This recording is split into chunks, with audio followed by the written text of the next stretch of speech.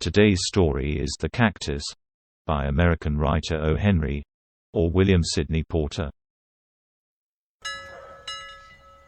The most notable thing about time is that it is so purely relative. A large amount of reminiscence is, by common consent, conceded to the drowning man, and it is not past belief that one may review an entire courtship while removing one's gloves. That is what Trysdale was doing, standing by a table in his bachelor apartments. On the table stood a singular-looking green plant in a red earthen jar. The plant was one of the species of cacti, and was provided with long, tentacular leaves that perpetually swayed with the slightest breeze with a peculiar beckoning motion. Trysdale's friend, the brother of the bride, stood at a sideboard complaining at being allowed to drink alone. Both men were in evening dress. White favors like stars upon their coats shone through the gloom of the apartment. As he slowly unbuttoned his gloves, there passed through Trysdale's mind a swift, scarifying retrospect of the last few hours. It seemed that in his nostrils was still the scent of the flowers that had been banked in odorous masses about the church, and in his ears the low-pitched hum of 1,000 well-bred voices, the rustle of crisp garments, and, most insistently recurring, the drawling words of the minister irrevocably binding her to another. From this last hopeless point of view he still strove, as if it had become a habit of his mind, to reach some conjecture as to why and how he had lost her.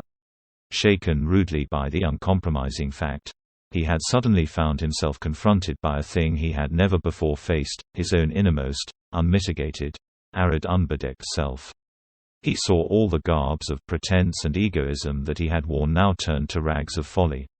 He shuddered at the thought that to others, before now, the garments of his soul must have appeared sorry and threadbare.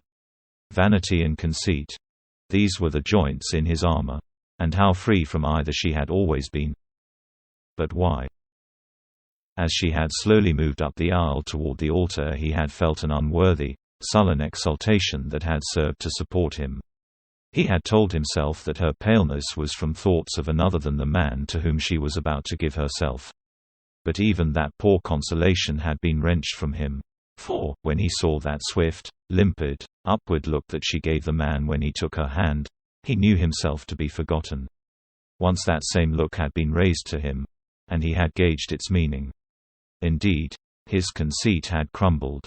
Its last prop was gone. Why had it ended thus? There had been no quarrel between them. Nothing. For the 1,000th time he remarshalled in his mind the events of those last few days before the tide had so suddenly turned. She had always insisted upon placing him upon a pedestal, and he had accepted her homage with royal grandeur. It had been a very sweet incense that she had burned before him. So modest, he told himself, so childlike and worshipful, and, he would once have sworn, so sincere. She had invested him with an almost supernatural number of high attributes and excellencies and talents, and he had absorbed the oblation as a desert drinks the rain that can coax from it no promise of blossom or fruit.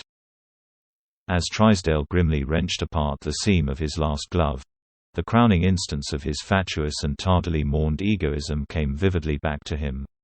The scene was the night when he had asked her to come up on his pedestal with him and share his greatness. He could not, now, for the pain of it, allow his mind to dwell upon the memory of her convincing beauty that night, the careless wave of her hair, the tenderness and virginal charm of her looks and words.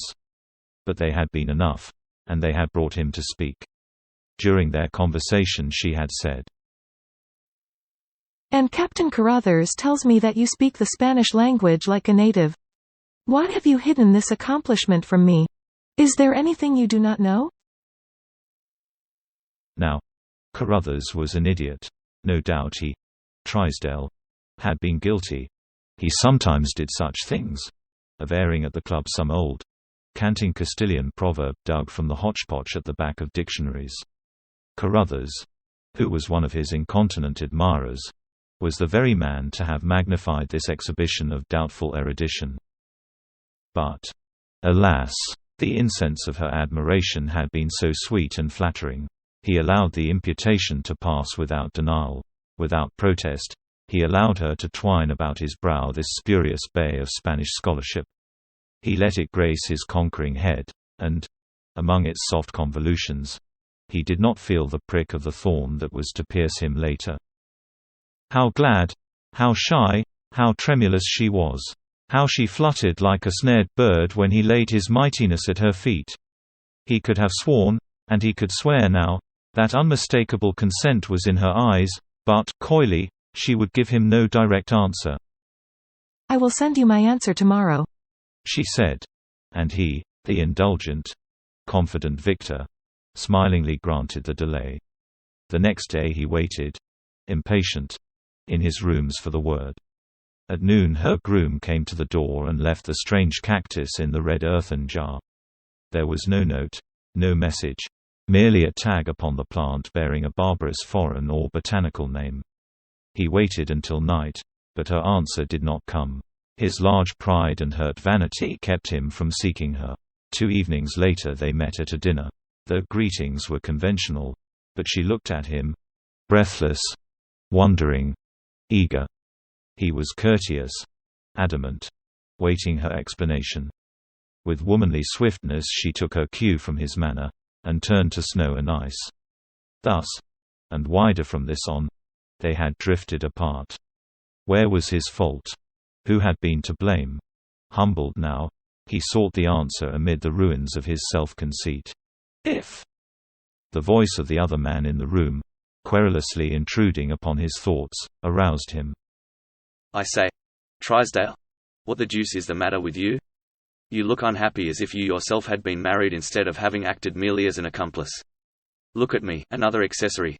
Come 2,000 miles on a garlicky, cockroachy banana steamer all the way from South America to connive at the sacrifice.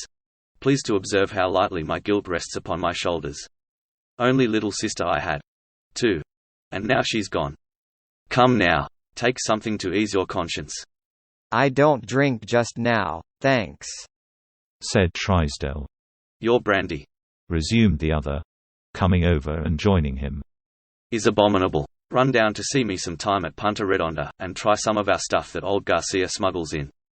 It's worth the trip. Hello. Here's an old acquaintance. Wherever did you rake up this cactus, Trisdale?" "A present," said Trisdale. "from a friend. Know the species?" "Very well. It's a tropical concern. See hundreds of them around Punta every day. Here's the name on this tag tied to it. Know any Spanish, Trisdale?" "No." said Trisdale, with the bitter wraith of a smile. "Is it Spanish?" "Yes. The natives imagine the leaves are reaching out and beckoning to you. They call it by this name, Ven Tomami. Name means in English, come and take me."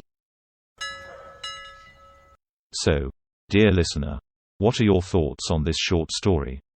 Tell us in the comments below. And while you're at it, let us know which short stories do you want to hear next, narrated by yours truly. Please don't forget to like, subscribe, and share this video, as it greatly helps this humble channel. See you in the next reading session.